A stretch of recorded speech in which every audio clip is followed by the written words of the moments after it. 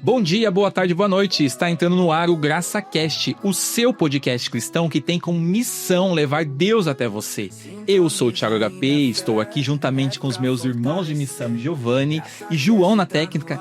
Giovanni, seja muito bem-vindo. Quase que você me chamou de João. Dá um desconto. Obrigado, pessoal. Nós estamos muito felizes de receber vocês aqui, de estar acompanhando com a gente. Mais uma história, Thiago, que olha... Tem dado o que falar, sou bastante conhecido aqui na nossa cidade local. Para quem não conhece, não sabe de onde nós somos de Telêmaco Borba, uma cidade no interior do Paraná. E essa família hoje que a gente vai receber, e diga-se de passagem, uma pequena família.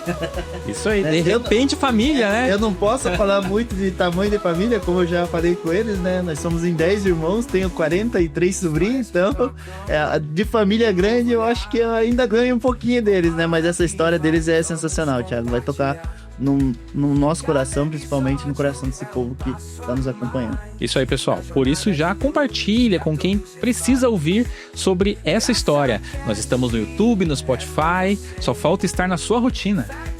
E é isso, Thiago. Como eu falei, a gente vai receber essa família abençoada, o Júlio e a Jennifer, né?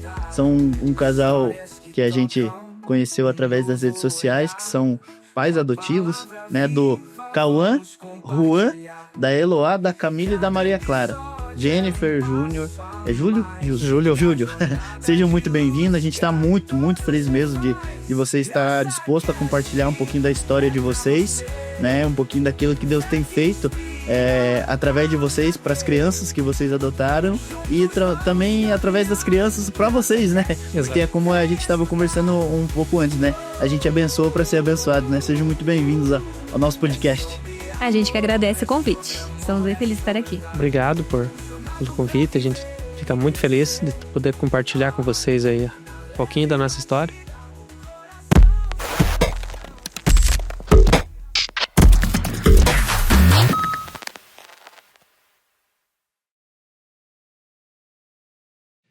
Jennifer e Júlio, sejam muito bem-vindos, né? Conta pra nós como que vocês se conheceram, como foi esse início aí antes das crianças, né? A gente se conheceu na igreja, né, Ju? Então, eu era secretário do coral, jovem. E eu voltei para a igreja. E o Júlio estava voltando para a igreja. Exato. E aí, o Júlio já era amigo do meu irmão. E, de repente, eu vi, a gente estava com todo o coral ali na igreja, o coralzão enorme, né? E aí, eu olho para trás, estava vindo ele. Atrasado. Tinha acabado de chegar, assim. E aí, eu lembro que eu era secretária e todo mundo que chegava novo, eu ia pegar os dados e tal. E aí, peguei os dados dele, como, né? Normal. E nunca imaginaria, né, Júlia, que a gente fosse namorar, casar e tudo mais, né? Logo de começo, a Jennifer tinha, acho que estava recém terminando um namoro com um rapaz. E eu sou 2 anos mais novo que a Jennifer. E ela, no meio desse conhecer nosso aí, a gente estava se conhecendo, ela comentou que ela nunca mais ia namorar um rapaz mais novo. Então eu já não vi esperança nenhuma e eu não vi nenhuma possibilidade. Mas você se apaixonou na primeira vista quando viu ela já ou não? Olha, você já conhecia ela? Na realidade foi assim, eu não vi nenhuma possibilidade e ela me tratou muito bem. Então desenvolveu nesse tempo uma amizade. Uma grande amizade. De 4 anos. De 4 anos. Meu melhor amigo. 4 anos. Então a gente ficou muito amigo. Somos até irmãos, né? A gente não se via assim como... Não. Às vezes eu vinha de viagem de algum lugar e ia direto lá pra casa, né, da família da Jennifer. E às vezes a minha mãe ia lá brava me buscar lá. Não veio me ver? Eu tava lá na casa da família da Jennifer. Ali já tava florescendo o sentimento que vocês não sabiam ainda. Então, e eu acho interessante, até o Juan perguntou pra gente esses dias, né? Perguntou, mãe, você se apaixonou pelo pai? Antes de, né? Eu falei assim, não me apaixonei pelo teu pai. Não me apaixonei. Eu já amava ele. Então, já era um amor, né? Eu já amava de verdade, assim. Sentia muita falta. Ele, né, morou um tempo em Ponta Grossa. Então, muita saudade. E era um amor já. E aí... a gente começou a namorar. À medida que a gente foi desenvolvendo amizade, a Jennifer contava as experiências dela com Deus. E eu sempre pensava, nossa, eu queria casar com uma mulher que tivesse essas experiências com Deus. Ela sempre colocava uma experiência assim que ela teve com Deus. E eu pensava, só que a gente era amigo e eu não via nenhuma possibilidade, mas eu pensava, sempre via assim pela forma que ela agia, eu pensava isso.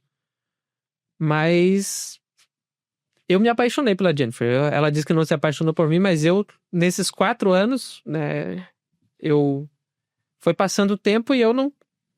A gente era muito amigo, mas chegou um dia que eu cheguei de uma viagem também, e eu fui lá pra casa deles, como de costume, e a gente tava brincando de alguma coisa ali, brincando, e naquele momento, assim, que eu percebi, acho que eu tô apaixonado pela Jennifer. E daí ali foi uma situação meio constrangedora pra mim, porque eu queria comunicar isso pra ela, mas eu não sabia como, não queria atrapalhar a nossa amizade. Então, daí eu fui tentando falar com ela e até hoje ela disse que não entendeu nada que eu falei. Mas deu certo. Aí eu te pergunto, quem nunca foi assim? Se não foi, conhece alguém, pelo menos.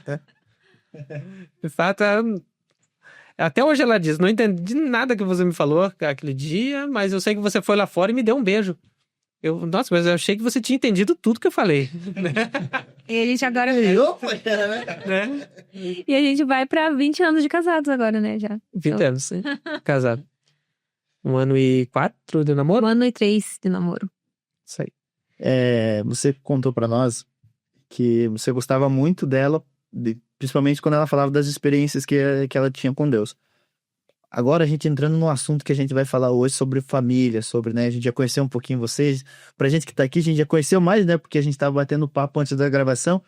Mas como que surgiu a ideia de adotar? Não sei se eu tô sendo muito evasivo, mas de repente não sei se vocês podem ter filho ou não, se vocês querem abrir com a gente ou não. Como que foi? Como que foi a experiência? Porque eu acredito que foi uma experiência com Deus que vocês tiveram. Sim, né? Pelo pouco que você me falou aqui, eu já consegui captar que foi uma experiência que Deus revelou ao coração de vocês. Como que foi? Conta pra gente aí. Tô curioso. Eu acho bem importante falar sobre isso. Então, assim, quando a gente casou, a gente trabalhava, então a gente pensava assim, não, vamos esperar pra ter filho depois, né? Assim que a gente estabilizar e tudo mais, terminar a faculdade, toda aquela coisa.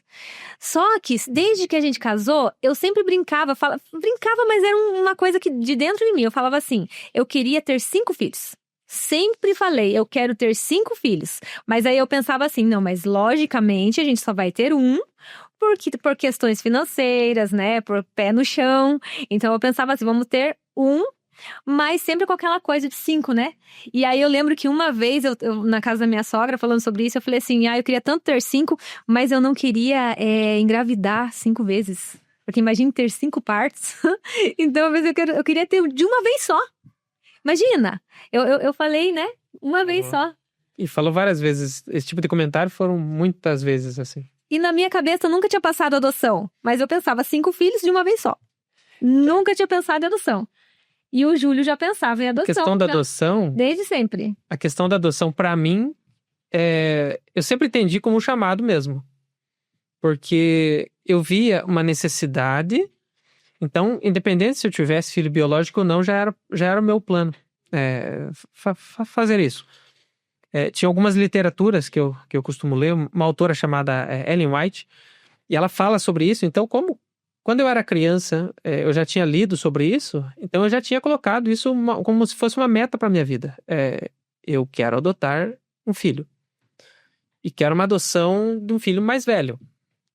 Eu já pensava em adotar. Então, muitas vezes eu falei pra Jennifer, em algum momento da minha vida eu vou adotar um jovem. Talvez com 17 anos. Eu sempre falava desse jeito. Mas a Jennifer, até então, ela não tinha ainda essa visão. Então, ela não queria. Mas ela queria ter... Não. Ela falava essa história. Eu falava não, e eu falava assim, por que eu vou adotar, sendo que eu já quero ter um filho biológico, na minha cabeça que eu teria, né, um filho biológico. E aí eu pensava, não, eu precisa ser só um, porque a gente não tem condições de ter mais filhos. Aí não tem como adotar. Sempre travava o Júlio nessa questão. E aí, só que os anos foram passando. E aí o filho não veio, e a gente parou, né, de tomar anticoncepcional e todas essas coisas, e não veio filho nenhum, e foi demorando, até que a gente fez exames, eu fiz, ele fez, e a gente não tinha nada, e os anos foram passando e o filho não veio, o filho biológico não veio. E aí, nesse período, assim, grande, né, de anos, a gente eu passei por diversas fases, né? O Júlio nunca se preocupou muito com essa situação, mas eu acho que como mulher a gente se sente mais assim, né? Porque a gente vê ao redor todo mundo... Todo é muito, né? Exatamente, todo mundo tendo filho, engravidando, e aí você não acontece, e a gente acaba ficando muito mal com isso. Deixa eu ver se eu entendi. Então, vocês poderiam ter feito... Sim, não temos nada. Ainda podemos, não temos... Exatamente. É isso. Porque assim, eu olhando daqui, eu imaginei que seria mais ou menos isso, que vocês não poderiam ter feito. Então, foi Deus que não quis que Exatamente. vocês tivessem para ser os pais de adoção mesmo, ser os pais de coração, que a gente fala. Isso. Fizemos exames, mas sempre deu normal. E acho que eu cheguei a fazer algum tratamento, a Jennifer também, mas... A gente até chegou a aguardar, né? Fez uma reserva financeira para fazer fertilização in vitro, mas aí a gente desistiu, a gente viu prós e contras e a gente não fez, né? E aí, e isso foi assim muito difícil para mim. E eu lembro que eu me ajoelhava e orava. Me ajoelhava e pedia muito a Deus. Pedia a Deus e não chegava, e todo mês, e você fica naquela angústia, até que chegou um momento que eu me entreguei realmente na mão de Deus e eu falei que seja feita a tua vontade. E aí eu descansei. E aí quando eu venci, porque é um luto pra gente, né? Então quando passou esse luto, aí que começou a história. Aí que começou a história. Porque aí a gente percebeu que talvez fosse a vontade de Deus não termos filhos. E aí eu lembro que eu trabalhava muito e o nosso combinado era que se nós tivéssemos filhos, que eu ficaria em casa, deixaria todo o trabalho, todas as coisas, e eu ficaria cuidando da casa enquanto o Júlio, né? Era um combinado nosso, era um sonho nosso.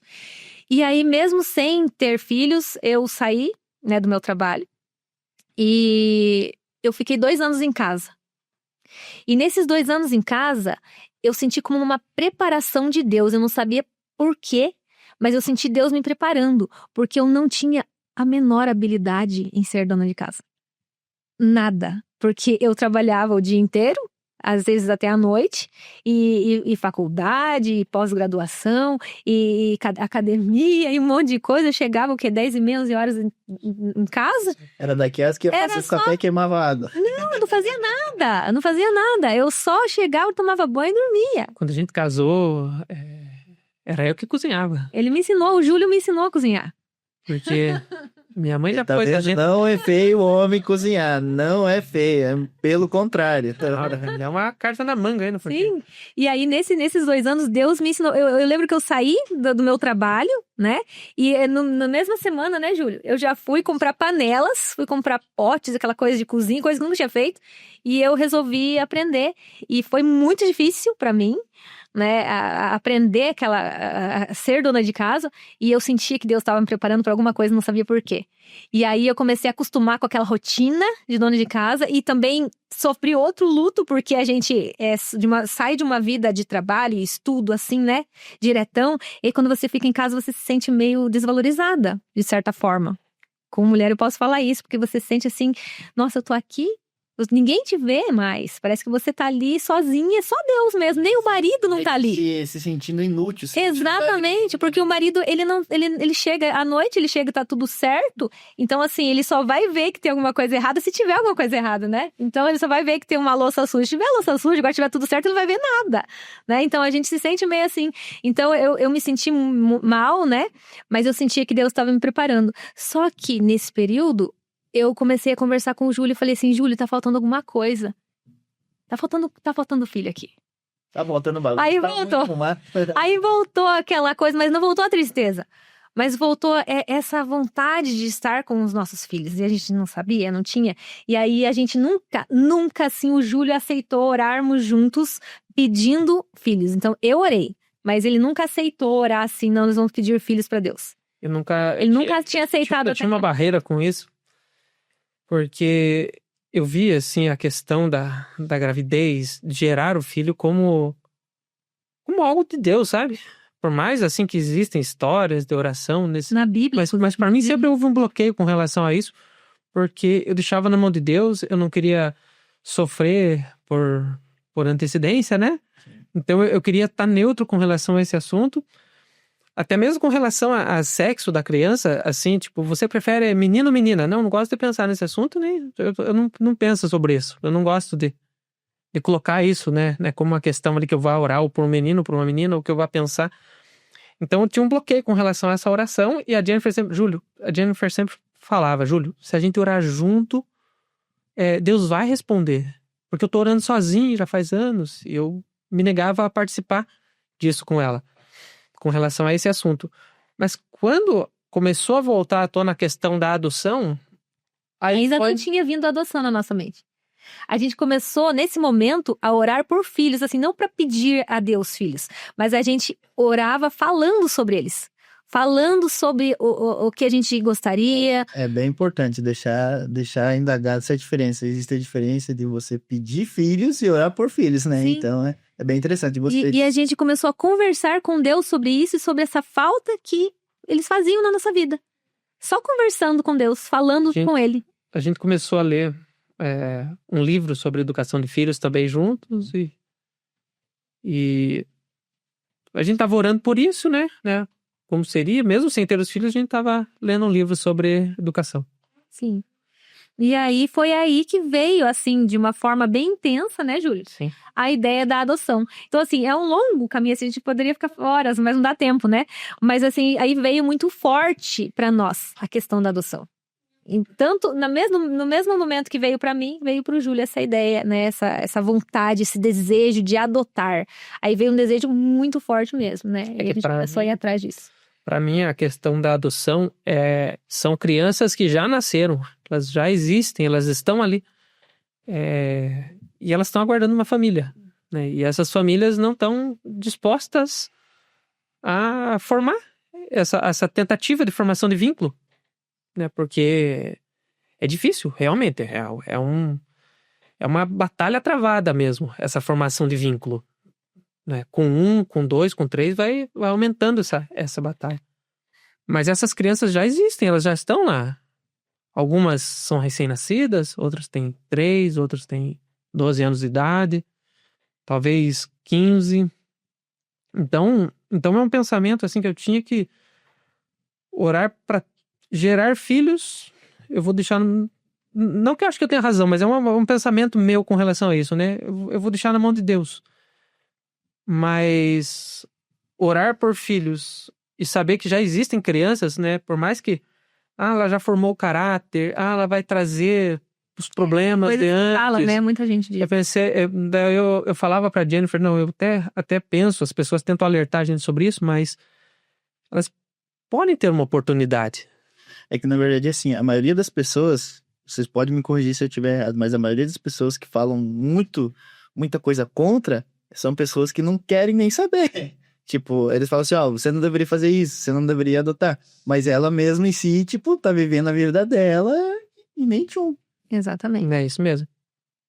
E aí a gente foi atrás, né, da documentação e entregamos nas mãos de Deus. Então a gente chegou lá, pediu, né, o que precisava e começamos a correr atrás, né, Júlio? Temos até fotos Qual que é disso. o primeiro passo para tudo isso? É isso que a gente queria saber. Por exemplo, o que eu quero saber? Que eu não ouço muito falar isso aqui em Telêmaco, né? Fiquei sabendo mais agora por causa de vocês, que eu acabei conhecendo vocês. Mas como que funciona? Aqui em Telêmaco tem uma casa para adoção, ou vocês foram para fora, essas crianças vieram de outro estado? Pode... É assim, o primeiro passo após a decisão, né, firme que a gente teve uma decisão muito firme e em oração mesmo, foram anos de oração. E aí a gente foi na vara da infância, e ali eles dão uma relação de documentos que você precisa ir atrás. Telêmaco mesmo. Aqui em Telêmaco, na vara da infância e da juventude. E tem como fazer o cadastro online. Então a gente pegou essa listagem com eles, mas a gente fez o cadastro online, a gente preferiu fazer o online. Então é muito simples, entra no site ali, faz o cadastro e aí vai entregando essa documentação. E eles vão informando a gente se tá certo, o que precisa mais, não, esse aqui vocês precisam fazer diferente. Então a gente precisa de uma avaliação médica também para ver a parte mental, a parte física, se a gente tem condições, né? Então aí tem um monte de documentos. Quando eles aprovam os documentos, a gente tem uma entrevista com assistente social e psicóloga. Então, elas visitaram a nossa casa. E aí, eu lembro que a nossa casa era bem menor do que agora. Só tinha espaço pro Júlio e pra mim, acho que não cabia nem mais uma pessoa ali. E aí, a gente só tinha o nosso quarto, um quarto só. E aí, quando a assistente social e a psicóloga marcaram o dia, faltavam 3 dias antes, né? Eles avisaram 3 dias antes que iriam lá em casa. Aí eu falei, Júlio, e agora? Só tem um quarto, a gente não vai ser aprovado. Só que a gente tinha orado e falado assim, Senhor, nós vamos fazer o nosso máximo. O nosso máximo. O impossível o Senhor faz. Se for pra ser, o Senhor vai dizer sim. Se for pra não ser, o juiz vai falar não. E aí mas a gente vai precisar do quarto. O Júlio, como que nós vamos construir um quarto em 3 dias? Aí a gente pensou e orou, pensou. Eu falei, Júlio, eles vão construir. Aí a gente ficou pensando. Eu falei, Júlio, dá pra gente construir dentro do nosso próprio quarto. Aí a gente foi atrás de material, a gente comprou drywall. E aí meu irmão construiu a parte metálica dentro do nosso próprio quarto. A gente fez outro quarto. E aí a gente fez com as paredes de drywall. E a gente fez em um dia. Em um dia a gente fez. E aí a psicóloga e a assistente social chegaram lá em casa. E a gente tinha acabado de fazer o nosso quarto da criança.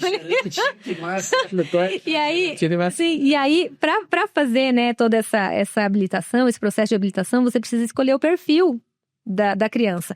E o nosso perfil inicial era uma a 2 crianças entre 0 a 3 anos de idade. Olha a diferença, né, do que aconteceu. Okay. Mas era esse o nosso perfil inicial. A gente entrou cheio de preconceitos, sabe? Real mesmo. A gente entrou cheio de preconceitos, né? Só que aí eles foram sendo quebrados. Então a gente teve essa visita. Elas chegaram, viram o quarto, a gente mostrou tudo. Elas falaram que não seria necessário naquele momento. A gente pensou, vamos fazer tudo, né? Vamos fazer tudo. Deus faz o impossível, mas a gente tem que fazer a nossa parte, né? E aí a gente conversou, a conversa foi muito boa. Depois dessa conversa, é preciso fazer um curso preparatório. Então você faz, para nós foi online, mas tem épocas que precisa ser presencial, né? Tem lugares que é presencial. E aí você faz uma prova de tudo que você aprendeu ali. E aí tudo isso vai lá pro juiz. E o curso de quanto tempo? Ai, nossa, demorou quanto tempo? 3 meses? 3 meses. 3 meses? Isso. Mas eles deram as aulas online. Sim. Quase uma carteira de habilitação. E aí, esse período para nós demorou 7 meses, mas aí varia de pretendente para pretendente, né? Aí demorou 7 meses, em 7 meses nós estávamos na chamada fila da adoção. Estávamos cadastrados no Sistema Nacional de Adoção. E aí, a partir daí, começa uma espera, que a gente não sabe quanto tempo vai ser, a gente não sabe o que vai acontecer. Mas o que elas falaram pra gente foi que o nosso perfil escolhido entre 0 a 3 anos de idade demoraria no mínimo uns 5 anos para os nossos filhos estarem ali. No mínimo. Então é uma idade muito concorrida, porque a maioria dos pretendentes preferem bebês, né? Menina, branca e saudável.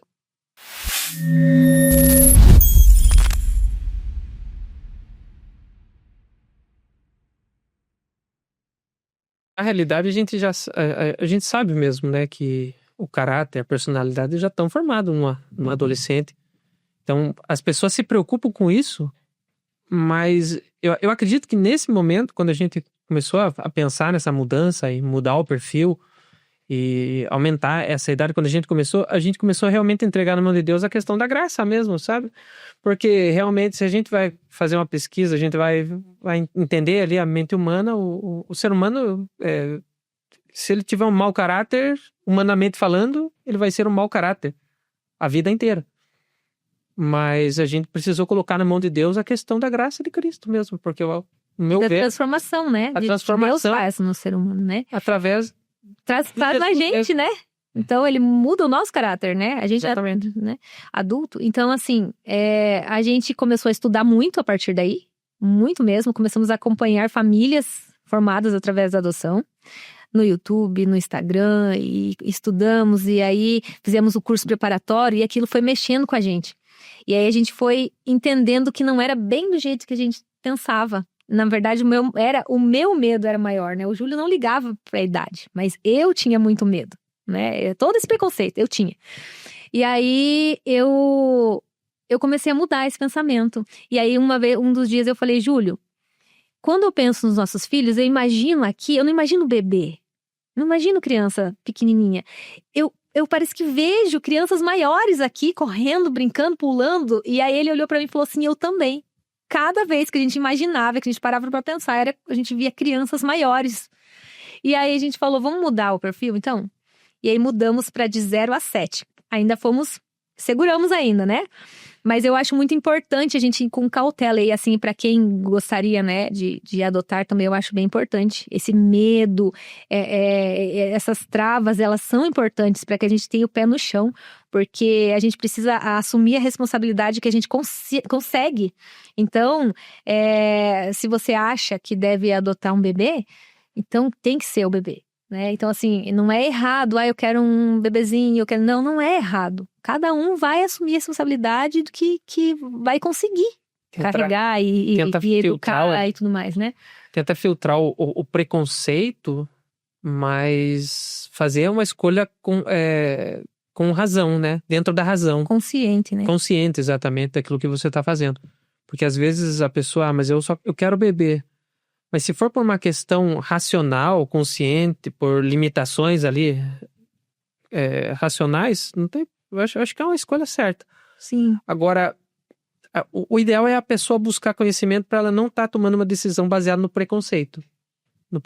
Porque o preconceito vai fazer com que a pessoa ou deixe essa fila das crianças parada por muito mais tempo, né? Ou a pessoa se limita a adotar apenas um bebê porque ela vai achar que um adolescente, um jovem, não tem chance de transformação. Mas nós estamos aqui falando, né, de Deus também, né? E a gente sabe que existe a transformação. Existe. E na nossa casa a gente vê isso. Na nossa vida a gente vê isso. Não é só nas crianças. A gente vem sendo transformado por Deus. Dia a dia, exatamente. O nosso caráter, se eu olhar para mim anos atrás, há mais anos, você vai percebendo, né? Cada um que olha para si vê. Se Deus me transformou e tem me transformado, eu acredito que vai transformar mais ainda.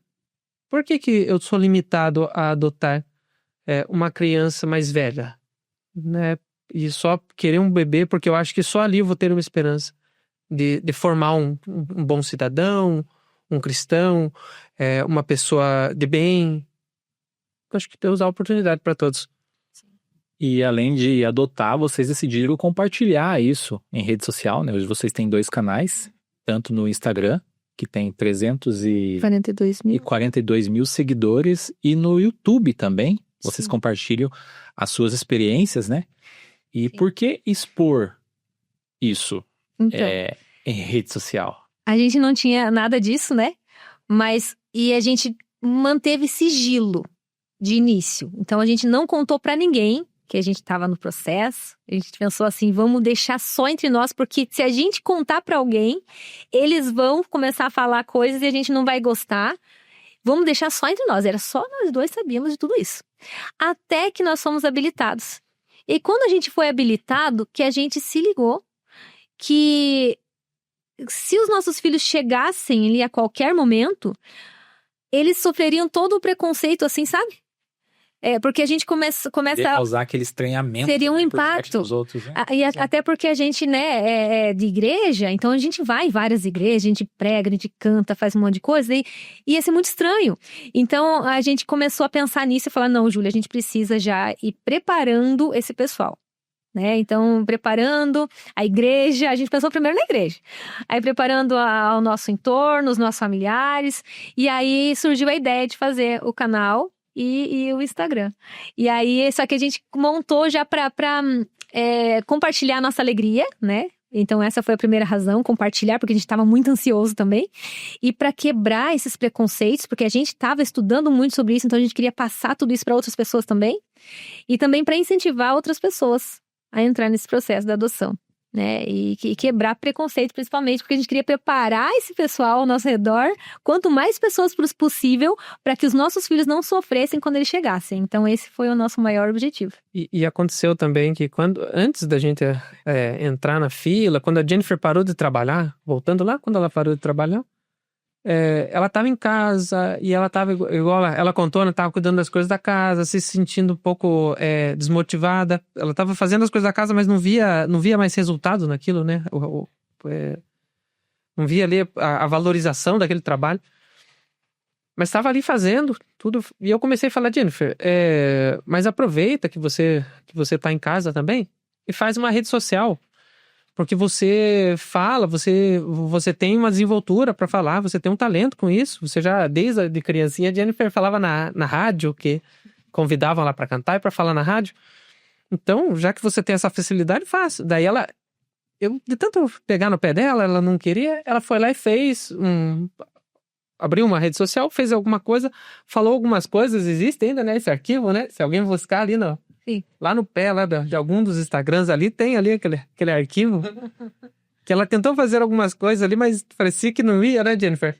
Eu gostava, mas ela não tava, assim, tipo, motivada. Começou a fazer, eu falava, nossa, tá muito bom, Jennifer. E ela, não sei que lá. Aí, quando a gente viu daí, né, a importância, essa questão da adoção, a gente viu a importância, foi após o curso, né, Jennifer? Sim. Após o curso que a gente entendeu muita coisa ali que tá por trás da A gente adoção. tomou meio que como se fosse uma missão, assim, sabe? Levar isso pra todo mundo. Então, eu acho que isso que deu essa emocionada. E a gente conseguiu monetizar o nosso canal no YouTube e até já desmonetizou, porque quando as crianças chegaram eu não consegui mais fazer. Acho que fiz 1 ou 2 vídeos só depois que as crianças chegaram, então eu perdi a monetização do YouTube. E o Instagram a gente vai indo meio que devagar, né? Porque eu não consigo dar conta de tudo ao mesmo tempo, né? Mas eu gosto muito, assim, de estar ali, né? Mas foi assim que surgiu. Todos os vídeos que tem lá no YouTube, que eu andei dando uma olhada, são durante o processo, então. Sim. Acho que tem os 2 últimos só que eles já estavam ali, as crianças já estavam com a gente. Isso, você já Respondendo as dúvidas, Aham. como que começou, Sim, falando sobre o filme também. sim, exatamente. A gente já vai falar sobre o filme, galera. Que saudade. Filme bacana. E aí você tinha me perguntado sobre o local, né? Então, só para quem quiser também entrar na fila da adoção, tiver interesse, então você consegue escolher o lugar que você quer, né? Então, assim, a gente colocou lá Santa Catarina e Paraná. Tem gente que coloca só o município, tem gente que coloca o Brasil inteiro. Só que quando você coloca local, assim, muito longe, você tem que entender que precisa estar lá e precisa estar um tempo lá para o período de aproximação das crianças. Então, é um período que às vezes dura bastante. O nosso demorou 1 mês a nossa aproximação.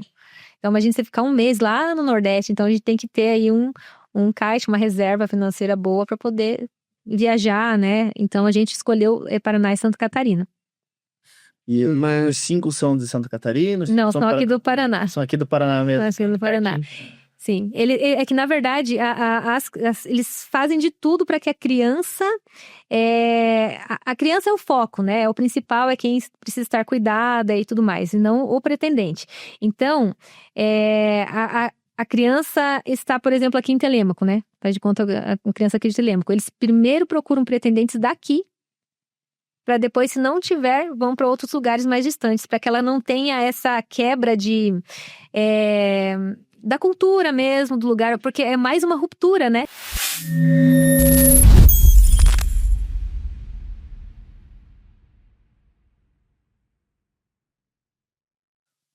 Trazendo para o meio cristão, né?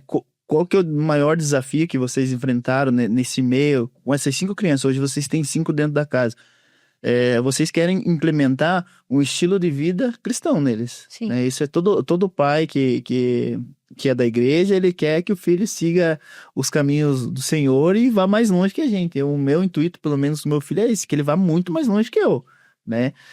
Qual que é os desafios que vocês enfrentam? Tipo, se vocês já enfrentaram, tipo, um momento de raiva, de angústia, de ira dele, tipo, você não é meu pai, você não é minha mãe, tipo, ou até mesmo vocês, de repente, no momento de ira, pensar alguns pensamentos, porque pode acontecer, a gente é humano, a gente falha, a gente erra todo dia, todo momento a gente erra, a gente busca a constante mudança de caráter, aquilo que você falou, né? Exato. Então, como que tá sendo pra vocês porque quantos anos tem o mais velho?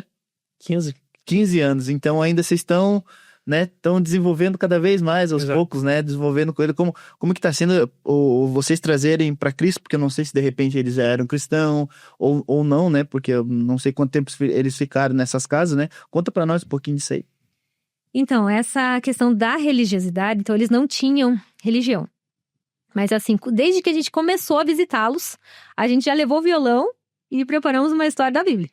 Música. Eu falo pra vocês, a música foi uma das poucas coisas que Deus criou, que já, antes da Terra ser formada, a música no céu já existia. Então ela tem um poder assim que, olha... Então a gente já começou a animar ali com eles essa questão, né?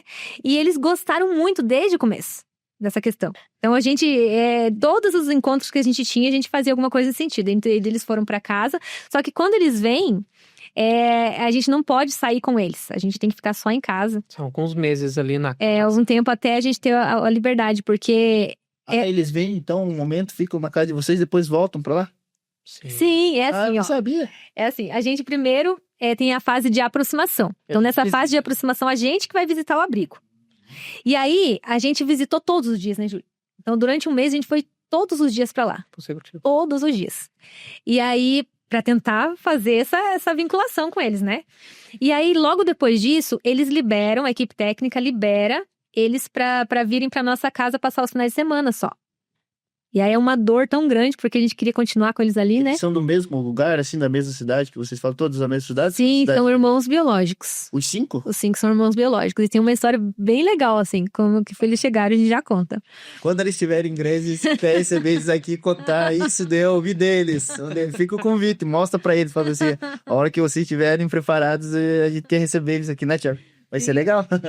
Aí, depois que eles fazem, né, essa parte de virem, passarem os finais de semana, aí eles, quando eles dão o ok, né, eles acham, não, tá dando certo, eles estão conseguindo se vincular e tudo mais, dá pra irem pra casa de vocês.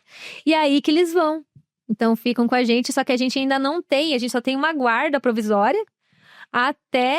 Eles acompanham a gente, a equipe técnica acompanha a gente, a psicóloga, a assistente social, fazem visitas, a gente tem que ir no fórum constantemente para ver como que tá, eles entrevistam as crianças constantemente também, para ver se tá tendo uma vinculação, se vai dar certo. Então, assim, é uma angústia que vocês não têm noção, sabe? Para ver se vai dar certo. E quando eles veem que dá certo, que passou todos ali um tempo, aí sim que eles dão a guarda definitiva. Né? E daí tem uma audiência e tudo mais, e aí que a gente consegue. Não foi tudo de uma vez que vocês conseguiram? Foi 1, 2, 3, então, 4, foi tudo... Assim. A história, assim, eu acho que a parte mais, assim, que chega bem no testemunho mesmo, assim, que eu acho que esse testemunho nosso é o que tem nos mantido firme, pelo menos a mim, até agora. Porque a gente sabe que foi a resposta de Deus mesmo. Porque tivemos muitos desafios. Sim, e assim, sabe o que eu acho interessante? Fortalece a gente. A gente vai contar o testemunho, né, que vocês convidaram a gente, então assim, é um testemunho muito, muito forte na nossa vida, e justo no período mais difícil da nossa vida. Então assim, a gente espera poder estar contando outro testemunho daqui uns dias, né, daqui uns tempos, porque essa não é fácil, como você disse. Então assim, a criança por adoção, ela chega, mas ela chega, não é, pro pretendente é uma alegria. Você espera muito, você quer, você chega, a criança, você é a maior alegria do mundo. Exato. Mas para a criança, ela passa pelo luto, né? É mais uma ruptura, é um ambiente diferente, com pessoas diferentes que agora vão ser os pais delas, né? Então, assim, é muito difícil. Então, ela traz toda uma carga, né? Os traumas e tudo, e ali você vai ter que trabalhar tudo aquilo. Então, você vem, você abraça o seu filho, mas você abraça toda uma história passada. Até né? porque as crianças que estão em casalar, elas passaram por... Elas estão lá por questão de vulnerabilidade. Exatamente. Então, alguma coisa assim não foi legal. Então, a história não foi legal, por isso elas estão ali. Né? E assim, para uma criança ser destituída do poder familiar, tem que ter acontecido algo muito grave. Então, é muito difícil. Então, por isso, assim, o que tem nos mantido em pé é a nossa história com Deus. É assim, foram os períodos realmente de oração, porque não foi um dia nem 2 dias, foram anos de oração. E até o dia que a gente estava na fila, só que a gente tem no Sistema Nacional de Adoção, para quem já é cadastrado, a gente consegue entrar numa partezinha lá que se chama busca ativa. E essa busca ativa, você consegue ver crianças ali, consegue ver fotos, e tem uma historinha deles ali, de crianças que são consideradas inadotáveis. Que são crianças com deficiência, crianças maiores, adolescentes e grupos de irmãos. E aí a gente olhava, e sempre que vinha um grupo de irmãos, a gente olhava grupos de irmãos, a gente apertava muito. A gente, Júlia, nossos filhos estão aqui. E sempre, o nosso perfil era até 2. E a gente olhava grupos de 5 E a gente não aguentava, até arrepio falar isso. E a gente, nossos filhos, são nossos filhos, são nossos filhos, e a gente fazia as manifestações de interesse. Não, a gente quer. E a gente fazia manifestações de interesse. A gente tava com o perfil para 2 crianças, daquela forma que a gente falou antes. Mas a gente via aquele grupo de irmãos lá no Nordeste, né? A gente fez manifestação para Nordeste. Daí eu pensava, são esses. Pernambuco, vamos se manifestar. E até se manifestava. Mas imagine lá para o Nordeste fazer. Só que nunca dava certo. Aí eles mandavam, a gente teve uma vez, né, um retorno, e eles falavam, não tem como, porque vocês são de muito longe, então a gente tá tentando os pretendentes daqui primeiro. Mas a gente estava disposto. E aí o Júlio falava, Jennifer, mas como que a gente vai daqui lá? Não temos condição. Aí eu falava, Deus proverá. A gente tem Deus. Se forem os nossos filhos, Ele vai dar um jeito. E aí a gente olhava. E aí teve um dia... Criava até expectativa. Eu cheguei a ficar horas pensando... A gente orava por eles. Fiquei imaginando como seria com aquelas crianças. Até que chegou uma noite de... quinta-feira. Nessa época que existiu o filme também, né? É um grupo de irmãos também o filme, né? São 3 irmãos. Aí chegou uma noite, a gente abriu o computador pra ver a busca ativa. E aí lá tinha um grupo de irmãos. 4. Santa Catarina. Eram só 4. Só 4, né? Porque a gente é assim, né? Aí a gente... Júlio, vamos fazer a manifestação de interesse. Pode ser os nossos filhos. E aí... Quando a gente foi fazer, eu pensei, não vamos fazer não. Sabe por quê? Porque eles vão achar que a gente é maluco. Porque no nosso perfil, tá até 2 crianças entre 0 a 7. E eles conhecem a nossa casa, eles sabem que não cabe nem a gente aqui direito. Como que a gente vai fazer manifestação de interesse? Vai ficar fazendo manifestação de interesse para grupos de irmãos, eles vão achar que a gente é maluco, vão cortar a gente da fila. Tirar a gente da fila. Né? Eles sabiam quanto a gente ganhava, eles sabiam que a gente não tinha condição. E aí, a gente pensou, não vamos fazer. E vamos entregar realmente nas mãos de Deus. Vamos parar com isso. Vamos entregar realmente.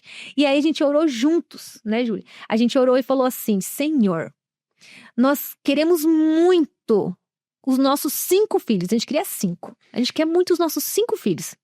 E se for da tua vontade, que o Senhor envie esses filhos para nós e que a gente não precise fazer manifestação de interesse, que a gente não precise ficar preocupado, mas que eles venham até nós, que seja pela ligação do fórum, que a gente não precise se preocupar e que o Senhor faça o impossível que a gente não consegue fazer, mas que o Senhor dê a gente a estrutura, que o Senhor dê tudo que nós precisamos para cuidar, para educar esses nossos filhos.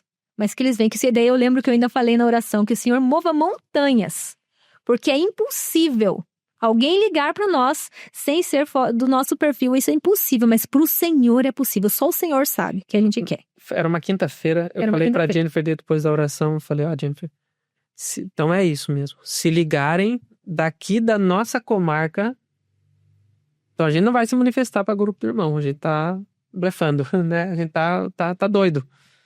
Então, mas se ligarem pra gente, a gente aceita. Numa quinta-feira, a gente orou. E foi.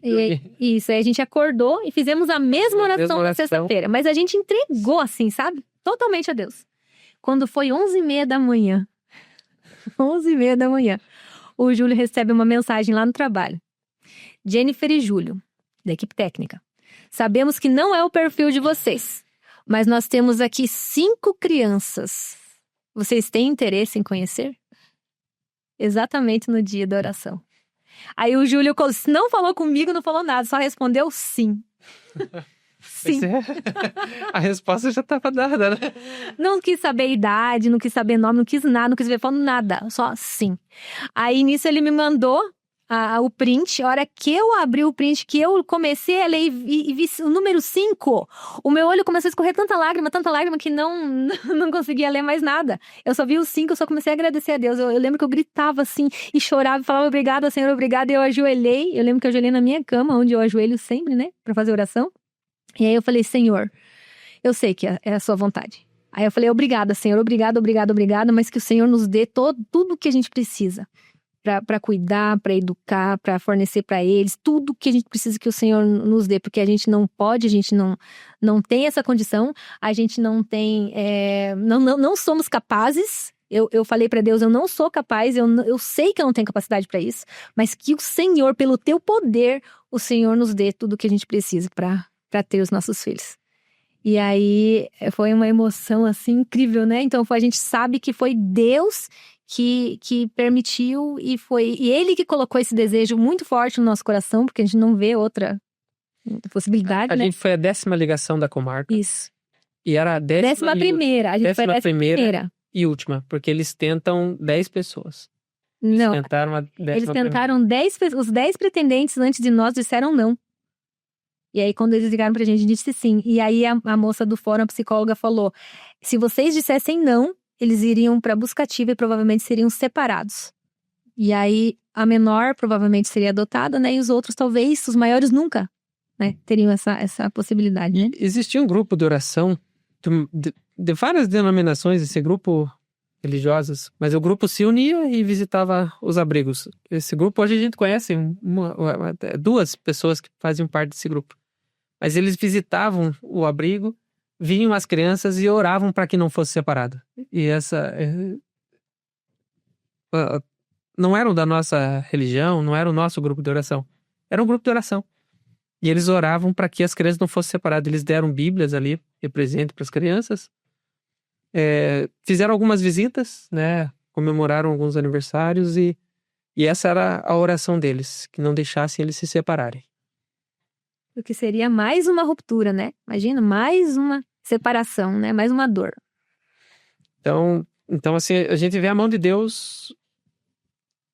Na realidade, assim, essa parte da história é o que tem mantido a gente até aqui, que já são 2 anos e meio, indo para 3 anos. E as barreiras foram muito grandes. E são. A gente tá no período de maior dificuldade que a gente teve até agora, né? Eu acho que... Pelo menos pra mim. Quer dizer, pra Jennifer, eu tive nos primeiros meses ali uma barreira muito forte. Conheci o que era depressão nesse período. Fiquei muito mal mesmo.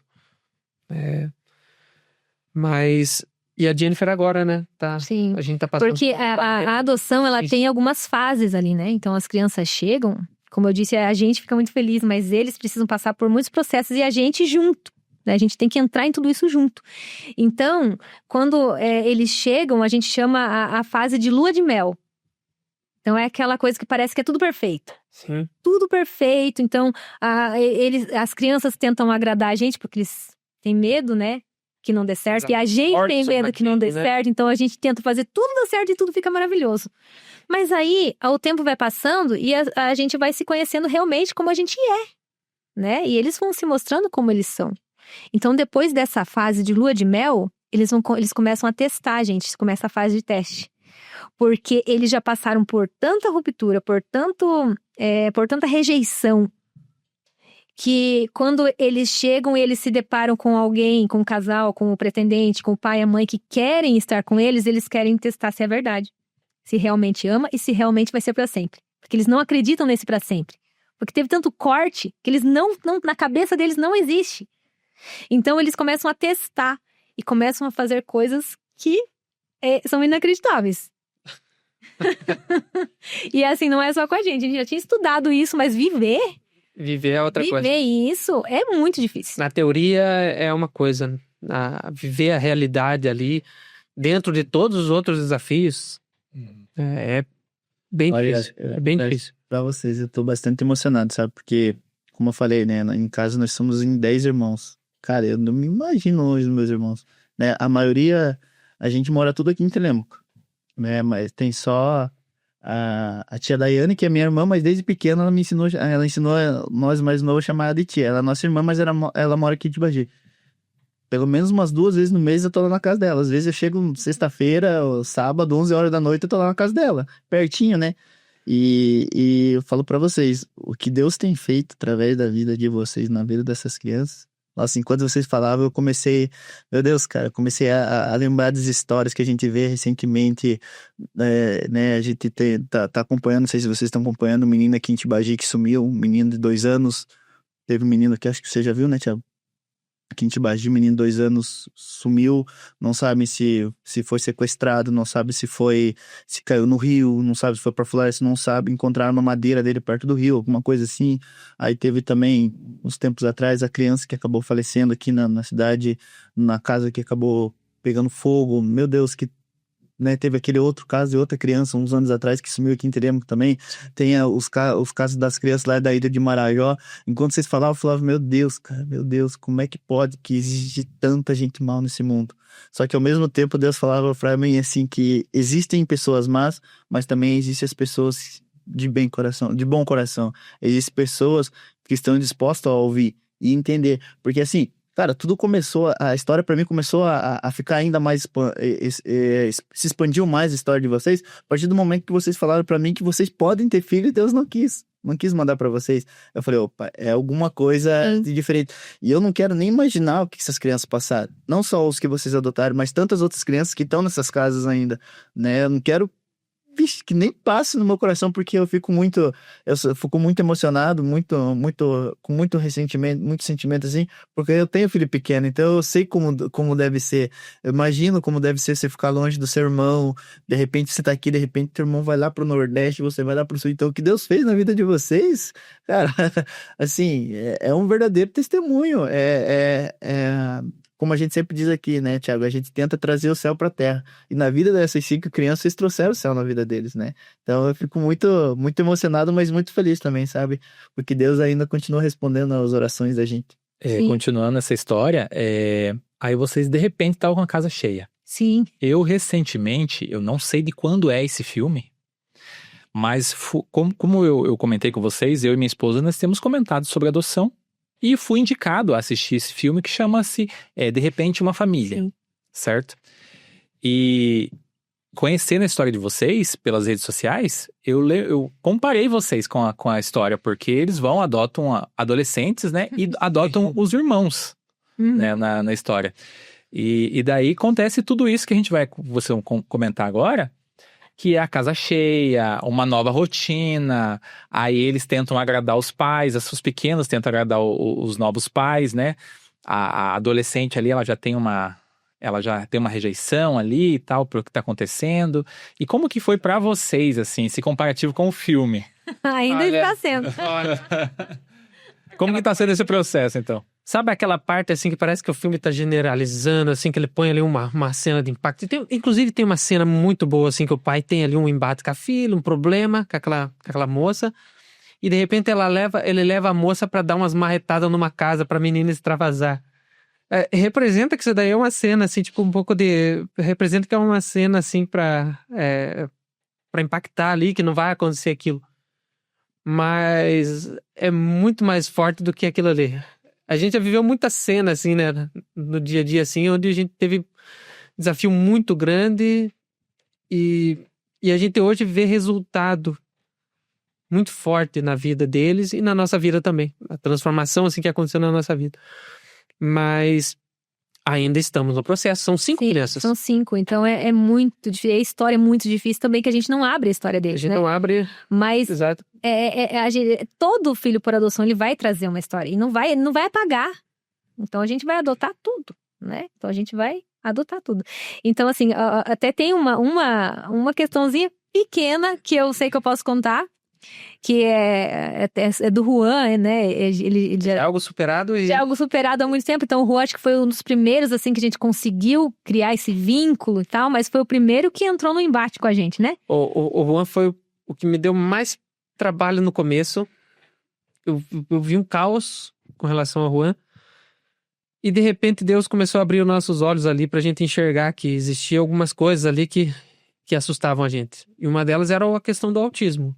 A gente não sabia que ele era autista. Nem ele sabia. Então, ninguém sabia. Ninguém se entendia. Então, a partir do momento que a gente identificou o autismo... Então, ele veio medicado. Ele tomava remédio né, forte de manhã, à noite. Então, exato, era difícil. Até a gente descobrir. E aí, assim, em 3 meses, ele não precisou mais do remédio. Então, assim, foi muito difícil, mas foi muito rápido com ele, né, Júlia? Então, ele é um menino maravilhoso, assim, incrível. E a gente estava escondido atrás, né, de tudo aquilo, dos remédios e toda... A gente não sabia que era autista. Autismo, falta de amor, falta de apoio, falta de suporte, né? E daí, quando ele descobriu que tinha tudo isso, ele é muito amoroso, muito carinhoso. Então, aí, ele foi melhorando. E o olhar dele, se você ver a foto do nosso primeiro encontro, e o olhar de 3 meses depois, é outra pessoa. É outra pessoa. Então, com ele a gente conseguiu. E aí tem um episódio que eu acho que foi dessa fase de testes, que ele escovou, ele pegou minha escova de dentes e lavou o pé sujo de barro com a minha escova de dentes. E deixou lá no lugarzinho, sabe? E aí eu lembro que eu entrei no banheiro e eu vi, porque eu sei certinho como eu coloco as coisas, né?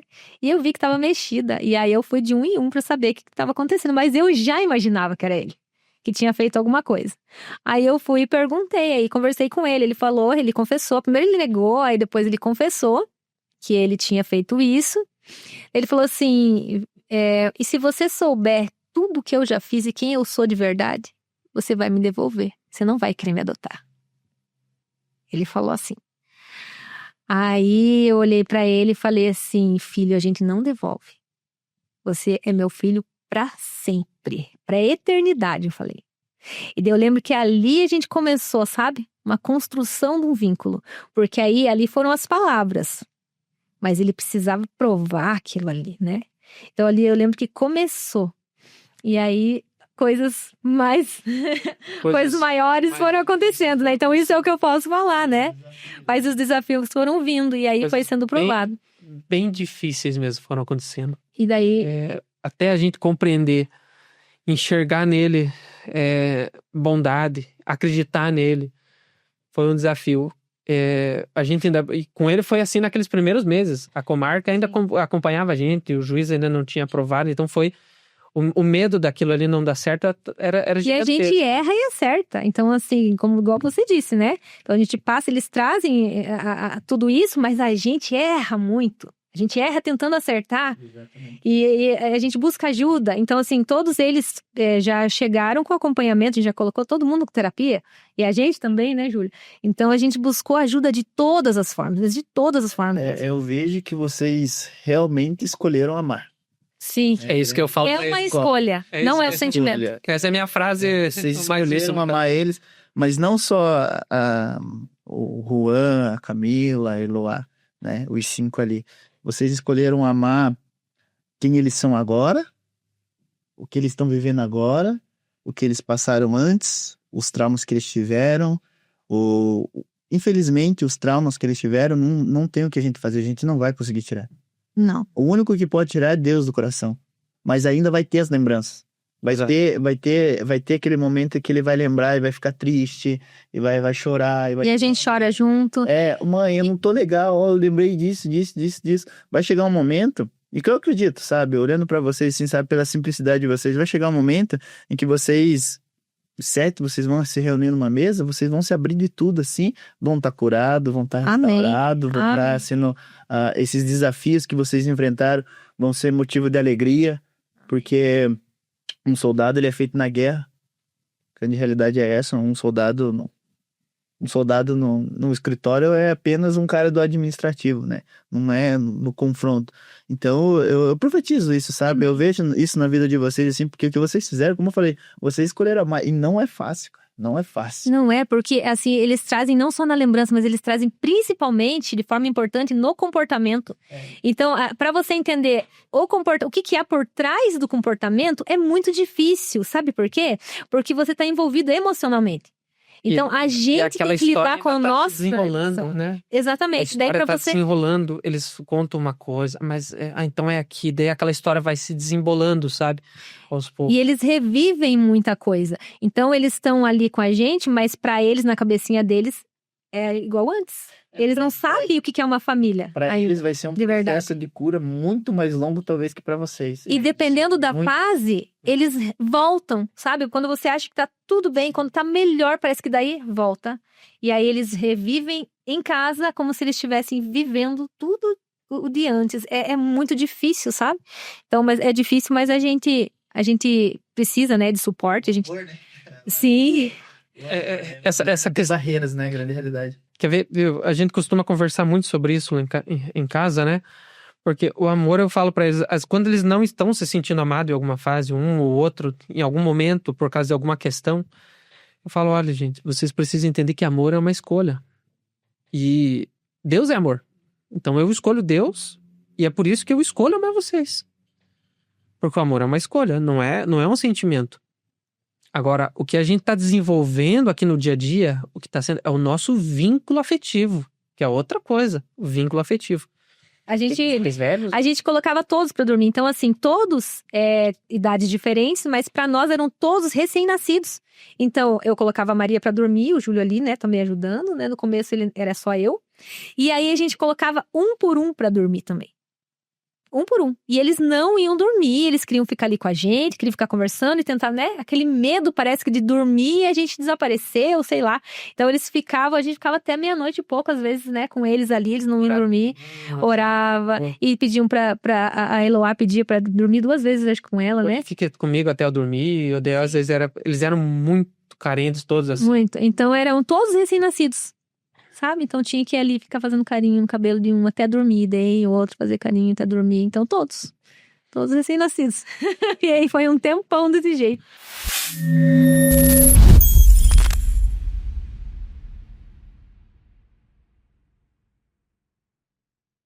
Só que o que a gente passou, a gente nem pode falar, né? De tanta coisa, assim. E a gente ainda tá resolvendo coisas dessa época. Sim. Então agora a gente tá ainda numa situação que pra mim hoje é a mais difícil desde que a gente começou, pra mim. Agora essa fase tá sendo a mais difícil. E a gente tá... Eu espero em Deus que a gente consiga um testemunho com relação a isso mais pra frente, assim, que seja um grande testemunho pra honra e glória de Deus, né? Mas é só quem vive mesmo pra entender. E aí hoje a gente fazendo culto lá em casa, a gente sempre faz, né?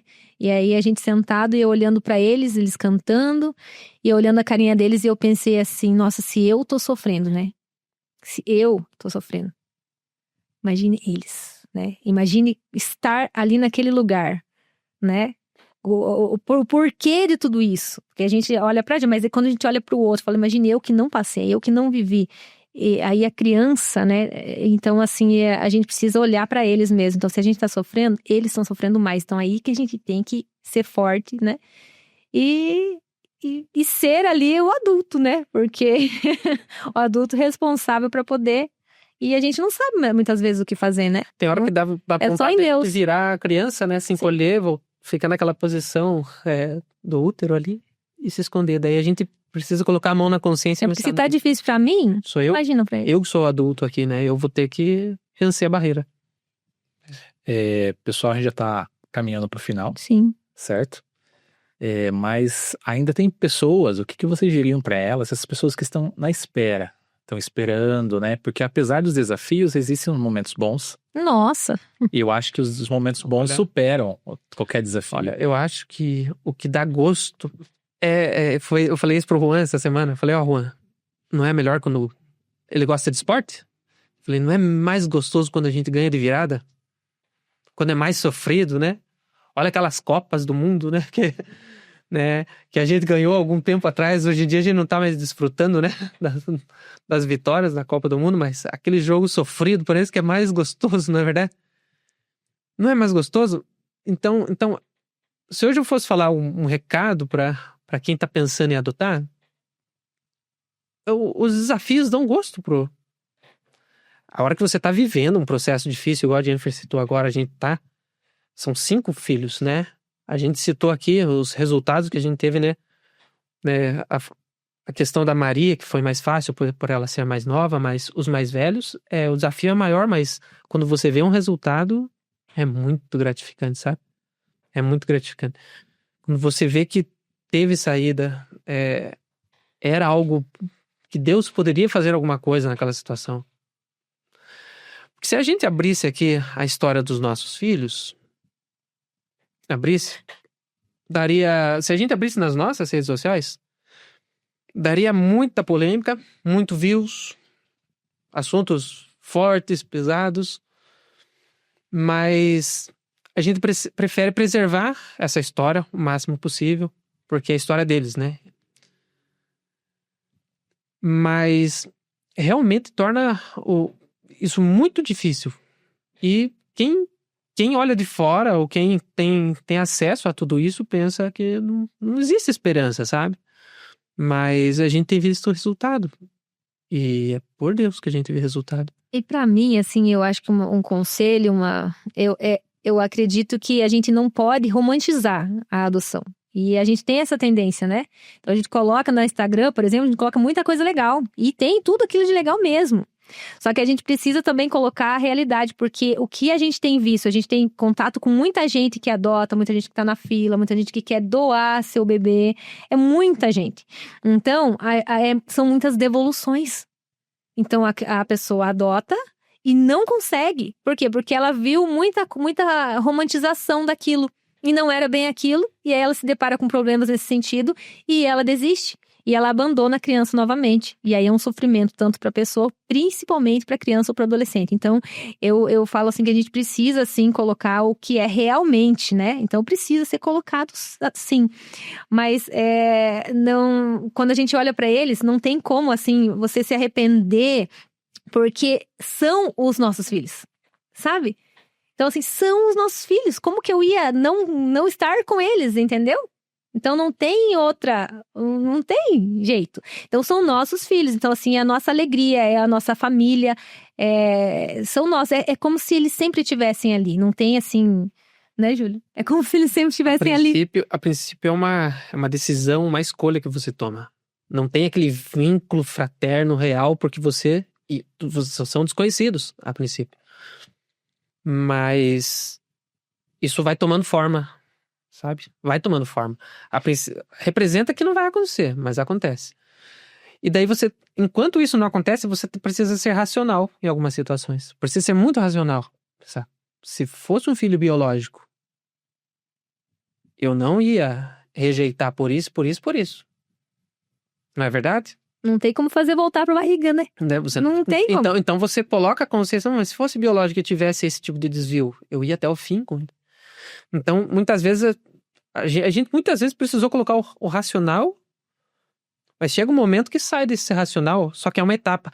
Hoje até a gente tem enfrentado um desafio muito grande, que é com relação a um dos nossos filhos ali. Uma das crianças. Mas é que o processo é diferente com cada um, sabe? É diferente. Acontece com um, de repente acontece com outro, de repente com outro. Só que, como a gente adotou nossos 5 filhos, vai ter o último da fila, não é verdade? Então hoje a gente tá vivendo um processo com esse último da fila e representa que ela, né? Eu já entreguei um pouco aqui, né? Que é uma das nossas meninas. Mas já que eu já entreguei, representa que ela não vê esperança, como se ela falasse, por que só comigo que não tá acontecendo algo diferente? Por que eu não tô ligado assim à família igual meus irmãos estão? Né? Por que comigo não funciona, não flui dessa forma? Mas eu tenho falado para essa nossa filha, olha, tenha paciência. Tenha paciência, porque esse é o meu objetivo, é o objetivo do meu coração. Eu quero encontrar meus 5 filhos no céu, eu falo para ela. Não são 4, são 5, vai acontecer. Vai acontecer, o processo vai passar e a gente vai conseguir. Eu tenho falado isso, falei pra Jennifer nessa semana, né, Jennifer? Jennifer, vamos ter paciência. Vamos ter paciência porque a gente viu tanta coisa impossível acontecer, não é verdade? Na vida de cada um deles. O Juan saiu de alguém que trazia problema sério e se transformou num rapaz doce e um pianista ainda que descobriu que toca piano em poucos meses, não é verdade? Eu vi esse pianista nesse também. Faz poucos meses que ele tá fazendo aquilo. Eu fico impressionado. Sozinho. E é um dos instrumentos mais difíceis de tocar. Isso, cara. Você é músico, né? Eu sou músico. Eu também sou músico. O nosso sonoplasta ali também tá aprendendo a tocar teclado, cara. É um dos instrumentos mais difíceis de tocar, cara. Questão de semana, ele começou a fazer aquilo ali, tá melhor agora. E eu sei o processo que leva pra fazer aquilo. Eu falei, Demorar. era um dom escondido. E outra coisa que eu acho que é importante também é que a pessoa, para tomar essa decisão, tem que ser uma decisão muito firme mesmo. Porque a gente pensa, no começo a gente pensava no preconceito. Vão ter preconceito contra os nossos filhos, vão achar que... Aquela coisa que vinham falar pra gente no começo, né? Se for sangue ruim, falavam tudo isso. Se é o caráter, se não sei, aquela coisa horrível, né? Que a gente não queria que eles ouvissem nunca. E ouviram, infelizmente, né? Ouviram que era pra devolver todo mundo. No começo, assim, foi muito difícil. Então, eles ouviram. Mas também tem o preconceito, aquele preconceito que acha que a criança por adoção é uma vítima ainda. sabe? Aquela que acha que ela é... Então, assim, se a pessoa vê ela como vítima, vê ela como coitado, né? isso é um preconceito também, e isso traz riscos piores ainda. Bem o que você falou. E talvez a gente esteja passando por essa situação agora por causa disso. Então, tem isso e tem o preconceito também com relação à adoção, que as pessoas que têm, elas não veem que elas têm. Então, elas acham que o pai e a mãe por adoção, eles não são pais e mães, não veem como uma família por adoção, como uma família real, sabe? E é uma família real, existe um amor real. E aí as pessoas não acreditam nisso. Então elas acham que os pais que adotam, isso a gente tem sentido muito mesmo, e não só a gente, as pessoas que a gente conversa também, né, que tem famílias assim, é como se fosse mais um ambiente ali de abrigo, como se fosse um abrigo, onde você não pode ensinar religião, onde você não pode ensinar os seus princípios, sabe? Porque ali não são seus filhos, como se falassem, sabe? Como que você vai, adotou, agora vai colocar religião na cabeça dessas crianças? A gente tem passado por isso, sabe? Como que você vai corrigir isso, né? E teu filho vai... Como, exatamente. Então, assim, é muito difícil. E aí vem julgamento de todo lado. Então, a gente precisa estar muito preparado. E isso é um alerta, assim, para outras pessoas. Eu quero muito poder abrir, assim, mais tarde, falar muito sobre isso, porque a gente tem sofrido bastante, sabe? Sobre essa questão, né, do preconceito, né? E sobre essa parentalidade real, que é real. A adoção, a família por adoção é uma parentalidade real, né? Não é só mais um lugar onde as crianças estão ali para viver e para ficar ali até os 18. Não é assim, não é um abrigo. É uma família, né? É uma família formada de uma outra forma. E isso é bem complicado, porque as próprias pessoas que têm esse preconceito, elas não veem. A gente fica muito feliz de vocês poderem abrir esse testemunho de vocês, a história de vocês, essas crianças que eu tenho certeza que em breve vão estar sendo bênção na vida de outras pessoas, né? Assim como vocês estão sendo bênção na vida deles, eles vão ser bênção na vida de outras pessoas. Quem sabe futuramente eles vão estar contando o testemunho deles em igreja para as pessoas, vão conquistar almas, né? Vão levar pessoas para Jesus, né? Porque é esse o intuito do Pai. O intuito do Pai é levar a criança para Jesus, para que a criança leve mais pessoas para Jesus. Então, muito obrigado mesmo, Júlio, Jennifer, por ter aceitado o nosso convite de estar aqui participando com a gente. A gente fica muito feliz. As portas do nosso podcast, do GraçaCast, estão abertas para vocês. Sempre que precisar da gente, a gente está aí para servir vocês também. Muito obrigada. Obrigado. Acho que tá muito feliz de estar aqui. Júlio e Jennifer, muito obrigado por abrir o coração, né? Compartilhar. E parabéns por dizer sim ao chamado de Deus. Para Deus sempre, para Deus sempre sim. Para você que nos ouviu até agora, compartilhe para quem está pensando em adotar, certo? Compartilhe para que mais pessoas possam pensar diferente. Apesar dos desafios, tem muitas coisas boas que superam os desafios. Sim. É isso aí, pessoal. Mais uma vez, muito obrigado você que acompanhou a gente até aqui. Nossas redes sociais estão aí na descrição. Siga a gente no Instagram, no YouTube. A gente está no Spotify também. A gente vai colocar o Instagram de vocês ali, do Júlio e da Jennifer, o YouTube, o Spotify de vocês, pra gente levar o evangelho junto.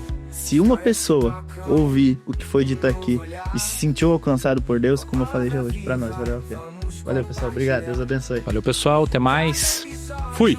É um passo a mais na jornada de luz que a todos se faz.